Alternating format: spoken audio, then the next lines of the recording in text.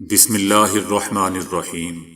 السلام علیکم دوستو، دنیا بھر کی خبروں میں آج آپ سنیں گے، لیکن اس سے پہلے اگر ہو سکے تو لائک اور سبسکرائب کا بٹن ضرور دبا لیں۔ شکریہ۔ صدر جو بائیڈن اور صدر پیوٹن کے درمیان یوکرائن کے معاملے پر طویل اور سنجیدہ گفتگو۔ انڈیا میں مہاتما گاندھی کی توہین پر ہندو مذہبی رہنما گرفتار۔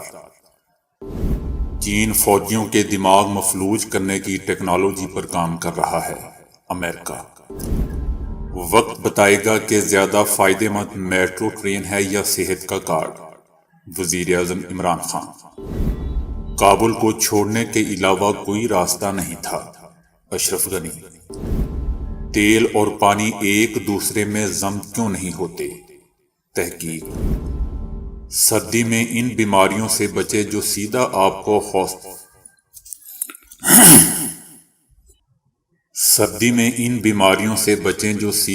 کو ہاسپٹل لے جا سکتی ہیں۔ تو آئیے چلتے ہیں اب خبروں کی تفصیل کی جانب۔ امریکی صدر جو بائیڈن اور روس کے صدر پیوٹن نے یوکرائن کے معاملے پر ایک دوسرے کو خبردار کیا ہے، تاہم اس ٹیلی فونک بات چیت میں دونوں رہنماؤں نے مثبت اشارہ بھی دیا ہے کہ جنوری میں ہونے والے سفارتی مذاکرات سے بڑھتی ہوئی کشیدگی کم ہو سکتی ہے۔ 50 منٹ کی ٹیلی فونک گفتگو میں بائیڈن نے کہا کہ روس یوکرائن کے قریب فوج کی تعیناتی کو کم کرے، جبکہ صدر پیوٹن نے کہا کہ امریکہ اور اتحادیوں کی جانب سے نئی پابندیوں کی صورت میں تعلقات متاثر ہو سکتے ہیں۔ دونوں صدور کے درمیان اس مہینے یہ دوسری بات چیت تھی۔ اس ٹیلی فونک گفتگو کی درخواست صدر پیوٹن نے کی تھی۔ صدر جو بائیڈن نے اس بات کا اعادہ کیا ہے کہ ان مذاکرات میں خاطر خواہ پیش رفت صرف اسی وقت ممکن ہے جب کشیدہ ماحول کی بجائے پرامن ماحول میں بات چیت ہو۔ بات چیت کے باوجود دونوں طرف کے حکام کی ٹیلی فونک گفتگو کے لہجے کو سنجیدہ قرار دیا جا رہا ہے۔ امریکہ اس پر قائل نہیں ہوا کہ روس 10,000 فوجیوں کو واپس بلا لے گا۔ امریکی حکام کا کہنا ہے کہ ان کو فوجیوں کی تعداد میں کمی سے متعلق بہت کم ثبوت ملے ہیں۔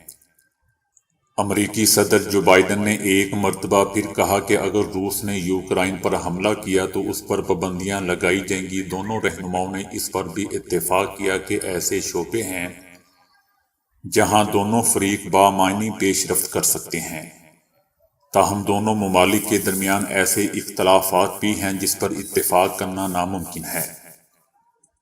روسی صدر نے کہا کہ روس پر پابندیاں لگانے سے دونوں ممالک کے درمیان تعلقات خراب ہو سکتے ہیں۔ دوستو، یوکرائن کی سرحد کے قریب روس کی جانب سے آرمی کی تعیناتی نے مغرب کو خوفزدہ کر دیا تھا۔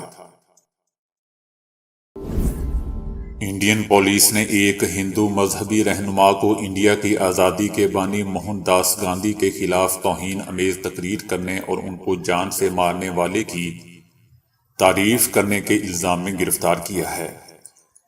دوستو، موہن داس گاندھی کو 1948 میں ہندوستانی دارالحکومت دہلی میں ایک اجتماع کے دوران ایک ہندو نتھو رام نے گولی سے مار دیا تھا۔ نتھو رام کے نزدیک اس کی وجہ 1947 میں برطانوی حکومت کے بعد برصغیر پاک و ہند کو سیکولر انڈیا اور اسلامی پاکستان دو حصوں میں تقسیم کرنے کے دوران گاندھی کو مسلمانوں کا ہمدرد تصور کیا جانا تھا۔ توہین آمیز تقریر کرنے والے کالی چرن مہاراج کو مدھیہ پردیش سے گرفتار کیا گیا ہے۔ کالی چرن انڈین رہنما موہن داس گاندھی کے خلاف اور نتھو رام کے حق میں نعرے لگا رہا تھا۔ کالی چرن پر باضابطہ طور پر عدالت میں فرد جرم عائد کی جائے گی اور جرم ثابت ہونے پر اسے 5 سال تک قید کی سزا ہو سکتی ہے۔ ٹیکنالوجی میں ہونے والی پیش رفت نے جنگوں کے روایتی طریقہ کار کو کافی حد تک ختم کر دیا ہے۔ دنیا کی دوسری بڑی طاقت چائنا جنگوں میں دشمنوں کو جان سے مارنے کی بجائے مفلوج کرنے کے تصور پر کام کر رہی ہے۔ امریکہ نے دعویٰ کیا ہے کہ چائنا کے ایک تحقیقی مرکز میں ایسے ہتھیار بنانے پر کام کیا جا رہا ہے جن کی مدد سے وہ دشمن ملک کے فوجیوں کو جان سے مارنے کی بجائے مفلوج کر سکیں۔ امریکی اخبار واشنگٹن ٹائمز نے چائنا کے سرکاری فوجی اخبار PLA Peoples liberation army Delhi میں 2019 میں فوجی برتری کے بارے میں مستقبل کے تصورات کے عنوان سے شائع ہونے والی رپورٹ کا تجزیہ پیش کیا ہے، جس میں چائنا کی برین وار فیئر کے بارے میں معلومات دی گئی ہیں، جن سے ظاہر ہوتا ہے کہ اس منصوبے پر کئی سالوں سے کام ہو رہا ہے۔ ایسی ہی ایک اور رپورٹ میں کہا گیا ہے کہ جنگ دشمنوں کو مرنے کے حصول سے نکل کر انہیں مفلوج کرنے اور ان پر کنٹرول کرنے کی طرف منتقل ہو چکی ہے۔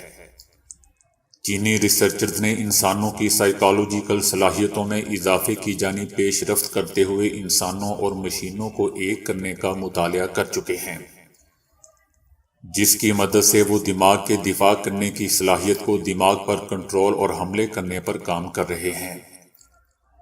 امریکہ نے چائنا کی اکیڈمی برائے ملٹری سائنسز اور اس سے ملحقہ 11 ریسرچ انسٹی ٹیوٹ کی برآمدات کو امریکہ کی قومی سلامتی اور فارن پالیسی کے لیے خطرہ قرار دیتے ہوئے بلیک لسٹ کرنے کا اعلان کیا ہے۔ فائنینشیل ٹائمز نے بھی اپنی حالیہ رپورٹ میں ایک سینئر امریکی اہلکار کے حوالے سے کہا ہے کہ چائنا انسانی کارکردگی میں اضافے اور دماغ کو مشین کے ساتھ جوڑنے کے لیے جینز میں ایڈیٹنگ کر رہا ہے۔ تاہم چینی حکام نے امریکی اخبار کی رپورٹ اور حکام کی جانب سے لگائے گئے الزامات کو بے بنیاد اور من گھڑت قرار دیا ہے۔ وزیر اعظم عمران خان کا کہنا ہے کہ وقت بتائے گا کہ میٹرو ٹرین ملک کو زیادہ فائدہ پہنچائے گی یا صحت کارڈ۔ وزیر اعظم عمران خان کا کہنا تھا کہ فلاحی ریاست میں ہر آدمی کی بنیادی ضرورت پوری ہوتی ہے، اس کی ایک کڑی صحت کارڈ بہترین اقدام ہے۔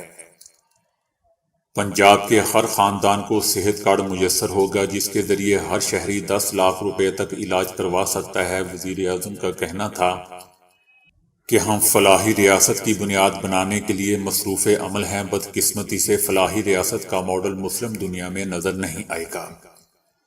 یورپی ممالک میں فلاحی ریاست نظر آئے گی، مسلم دنیا اس سے محروم ہے۔ بیرون ملک پاکستانیوں سے پوچھیں فلاحی ریاست کیا ہوتی ہے۔ تقاریر میں ہم نے اسلام کے بڑے بڑے نعرے لگائے لیکن عملی طور پر کچھ نہیں کیا۔ رسول اکرم صلی اللہ علیہ وآلہ وسلم نے جس فلاحی ریاست کی بنیاد رکھی وہ بہترین ماڈل ہے۔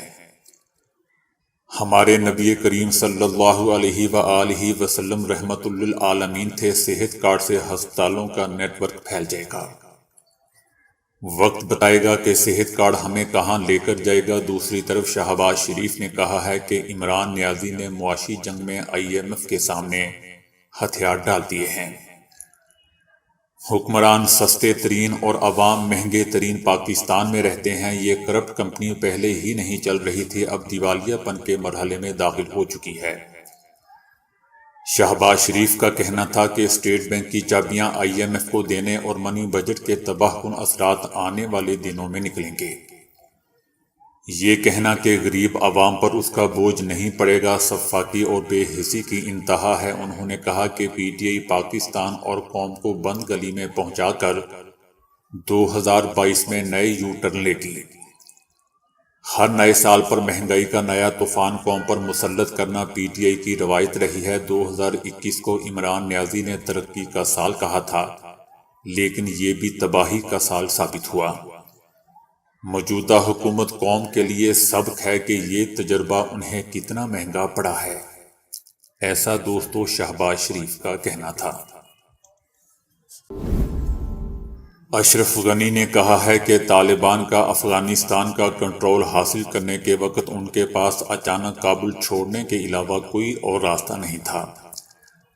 اشرف غنی نے اس بات کی تردید کی ہے کہ طالبان کے پرامن طریقے سے کنٹرول حاصل کرنے کے لیے کوئی بھی معاہدہ طے کیا جا رہا تھا۔ اشرف غنی نے کہا کہ ایک مشیر نے دارالحکومت چھوڑنے سے متعلق فیصلہ کرنے کے لیے انہیں صرف چند منٹس دیے تھے۔ انہوں نے ان الزامات کی بھی تردید کی ہے جن کے مطابق وہ افغانستان چھوڑتے وقت چوری شدہ لاکھوں روپے ساتھ لے گئے تھے۔ اس وقت امریکی اور نیٹو فورسز بھی 20 سال بعد افراتفری میں افغانستان چھوڑنے کے آخری مراحل میں تھی۔ اشرف غنی کا کہنا ہے کہ انہوں نے کابل کو تباہی سے بچانے کے لیے شہر چھوڑا تھا۔ اشرف غنی کا کہنا تھا کہ اس روز کی صبح مجھے اندازہ بھی نہیں تھا کہ دوپہر تک میں چلا جاؤں گا۔ ان کا کہنا تھا کہ طالبان کے 2 حلقے شہر میں داخل ہو کر ملک کا کنٹرول حاصل کرنے کی غرض سے لڑائی کرنے کے لیے بھی تیار تھے۔ تیل پانی میں نہیں گھلتا اور نہ ہی پانی تیل میں ضم ہو سکتا ہے، یہ بات ہم سبھی جانتے ہیں اور اس کا مشاہدہ گھروں میں کرتے ہوں گے، لیکن اس کی وجہ کیا ہے اس بارے میں کبھی غور نہیں کیا۔ تیل اور پانی کا ملاپ اس وجہ سے ناممکن ہے کیونکہ ان کے مالیکیولز کی ساخت اور خصوصیات میں زمین اور آسمان کا فرق ہے۔ تیل کے جو مالیکیولز ہوتے ہیں وہ پانی کے مالیکیولز کے مقابلے میں کافی بڑے اور زیادہ آئٹم کے ذرات پر مشتمل ہوتے ہیں۔ ہم دیگر اقسام کے مائع یعنی لیکوڈز کو جو آپس میں ملتے ہوئے دیکھ رہے ہوتے ہیں تو اس کا مطلب یہ ہوتا ہے کہ تکنیکی اعتبار سے ان کی خصوصیات ایک جیسی ہیں، مثلا دودھ اور پانی وغیرہ۔ کاش دوستو ان کے آئٹم بھی مختلف ہوتے تاکہ دودھ والا اس کے اندر پانی تو نہ ڈال سکتا۔ بہرحال ایک اور مشاہدہ جو ہم نے کیا ہوگا وہ یہ کہ جب تیل اور پانی کو ملایا جاتا ہے تو تیل پانی کی سطح کے اوپر گول دائرے بنا لیتا ہے۔ اصل میں تیل کے مالیکیولز کی آپسی کشش بہت زیادہ ہوتی ہے، مالیکیولز کم جگہ گھیرنے کی کوشش میں آپس میں اتنا مضبوطی سے جڑتے ہیں کہ بجائے پانی کی پوری سطح کو ڈھانپنے کے چھوٹے بڑے گول دائروں کی شکل اختیار کر لیتے ہیں۔ سردیوں کا موسم اپنے عروج پر ہے اور لوگ اس سے لطف اندوز ہو رہے ہیں، لیکن یہ نہ بھولیں کہ سردیوں میں بعض بیماریوں کا خطرہ بہت ہی زیادہ ہو جاتا ہے۔ ان میں سے کچھ بیماریاں ایسی بھی ہیں جو آپ کو براہ راست یا سیدھا ہاسپٹل لے جا سکتی ہیں۔ ماہرین کے مطابق جب موسم سرد ہوتا ہے تو انسان کا امیون سسٹم کمزور ہو جاتا ہے اور ایسے موقع پر کچھ عام بیماریاں ہیں جو اسے لاحق ہو سکتی ہیں اور ان بیماریوں پر دھیان دینا بہت ہی زیادہ ضروری ہو جاتا ہے۔ مثلاً آپ نے کئی بار دیکھا ہوگا کہ سردیوں میں ہارٹ اٹیک کے کیسز میں نمایاں اضافہ ہوتا ہے کیونکہ سردی کی وجہ سے ہائی بلڈ پریشر بڑھ جاتا ہے جس سے دل پر دباؤ بڑھ جاتا ہے۔ اس لیے زیادہ سے زیادہ گھر پر رہیں اور گرم کپڑوں کا خاص خیال رکھیں۔ گلے کی سوزش کی بنیادی وجہ وائرل انفیکشن ہے جو جسم کے درجہ حرارت میں بار بار تبدیلی کی وجہ سے سردیوں میں سب سے زیادہ ہوتا ہے۔ اس لیے اگر آپ گھر سے باہر جا رہے ہیں تو سردیوں میں اپنا چہرہ ڈھانپ کر رکھیں اور اگر آپ کا گلا سوج رہا ہو تو نمکین پانی سے غرارے کریں۔ سردی کی وجہ سے ہونٹوں کی جلد پھٹنا عام بات ہے اور بعض اوقات ہونٹوں پر چھالے بھی پڑ سکتے ہیں۔ اس سے بچنے کے لیے کافی نیند لیں اور جسم کو آرام دیں۔ سردیوں میں ٹھنڈی ہوا کی وجہ سے دمہ کا دورہ پڑ سکتا ہے اور یہ سردی کی ایک بہت ہی عام بیماری ہے۔ اس لیے اپنے آپ کو ڈھانپ کر رکھیں اور گرم کپڑے پہنیں۔ زیادہ سے زیادہ گھر پر رہیں، خاص طور پر جب سردی خشک ہو یا ایسی جگہ بیٹھنے سے جہاں آگ والا ہیٹر ہو۔ جلد بہت ہی خشک ہو جاتی ہے، اس لیے اپنی خوراک پر توجہ دیں اور اس میں مچھلی کو لازمی شامل کریں۔ سردیوں میں کان کا انفیکشن کسی بھی موسم کی نسبت بہت ہی زیادہ ہو جاتا ہے۔ یہ موسم کی تبدیلی کی وجہ سے ہوتا ہے۔ کان کے انفیکشن سے بچنے کے لیے دھویں سے دور رہیں، بیمار لوگوں سے مناسب فاصلہ رکھیں اور مناسب آرام کریں۔ سردیوں میں زکام اور فلو سے بہت بچنا ہے کیونکہ سردی میں فلو کے رابطے میں آنے کا بڑا خطرہ ہوتا ہے۔ اس سے بچنے کے لیے بیمار لوگوں سے مناسب فاصلہ رکھیں اور اپنے ہاتھ اچھی طرح دھوئیں۔ اپنی آنکھوں یا ناک کو بار بار چھونے سے گریز کریں۔ اگر آپ کو جوڑوں کا درد ہے تو یہ درد سردیوں میں بڑھ سکتا ہے، اس سے آپ کے جوڑوں کے کام کرنے کی صلاحیت کم ہو جاتی ہے۔ اس سے بچنے کے لیے گرم کپڑے پہنیں اور جسم کو گرم رکھنے کے لیے ورزش بھی کریں۔ اس سے بچنے کے لیے جسمانی سرگرمیاں بڑھانے کی کوشش کریں۔ تو دوستو ابھی کے لیے اتنا ہی۔ ویڈیو کو لائک اور شیئر کرنے کا بہت بہت شکریہ۔